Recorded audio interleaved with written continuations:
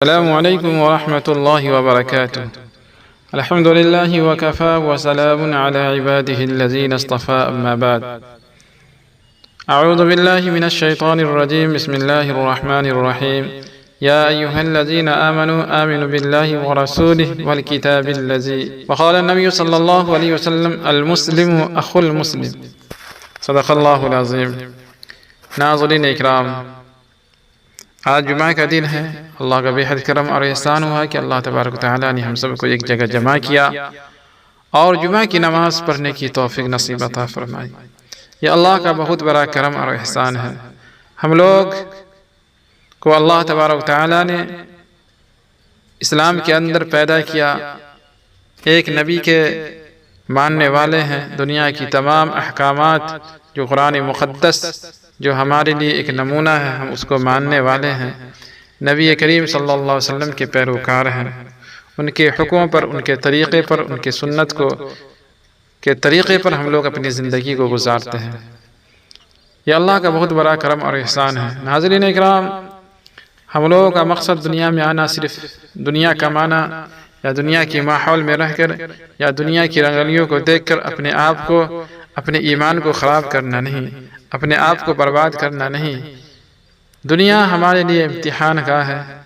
اگر ہم امتحان میں کامیاب ہوتے ہیں تو مرنے کے بعد جہاں ہمیشہ رہنا ہے، وہاں ہمارے لیے بہت سی آسانیاں پیدا ہو جائے گی۔ اور اگر ہم دنیا کے اندر خرافات کریں گے، دنیا کے اندر طرح طرح کی مخالفت پیدا کریں گے، دنیا کے اندر خون ریزی کریں گے، ایک دوسرے کا حق ماریں گے، تو اللہ کے یہاں ہمارے لیے بہت بڑا عذاب ہے۔ میرے محترم دوستو، دنیا میں اللہ کے رسول صلی اللہ علیہ وسلم کے حدیثوں پر چلتے ہیں اور اللہ کے حکموں کو مانتے ہیں تو ہمارا ایمان کامل ہے۔ ہم ایمان والے ہیں۔ ہمارا ایمان مضبوط ہوگا، جس کے ذریعے سے ہم مرنے کے بعد اعلیٰ بلندی پر پہنچ سکتے ہیں۔ آج دنیا کی خرافات میں رہ کر، دنیا کی رنگلیوں میں رہ کر، دنیا کمانے کے چکر میں ہمارا ایمان کمزور ہوتا جا رہا ہے۔ ہم لوگ دین سے دور ہوتے جا رہے ہیں۔ ہمارے گھروں میں قرآن کی تعلیمات ختم ہوتی جا رہی ہے۔ ہم لوگ ایک اللہ کو ماننے میں بھی شک کرنے لگے ہیں۔ ناظرین اکرام، یہ قرآن مقدس اللہ تبارک تعالیٰ نے جو نازل کیا آخری نبی سرکار دو جہاں صلی اللہ علیہ وسلم پر، تو اللہ کے رسول صلی اللہ علیہ وسلم نے حجۃ الوداع میں کہہ دیا تھا کہ جب تک قرآن کو مضبوطی سے تھامے رکھنا، مضبوطی سے پکڑے رہو گے اور نماز قائم کرتے رہو گے، دنیا کی کوئی طاقت، کوئی کچھ نہیں بگاڑ سکتا۔ آج ہمارے خلاف دنیا کے سارے لوگ کچھ بول دیتے ہیں اور ہمارے اندر اتنی جرأت، ہمارے اندر اتنی طاقت نہیں کہ ہم اس کو جواب دے سکیں۔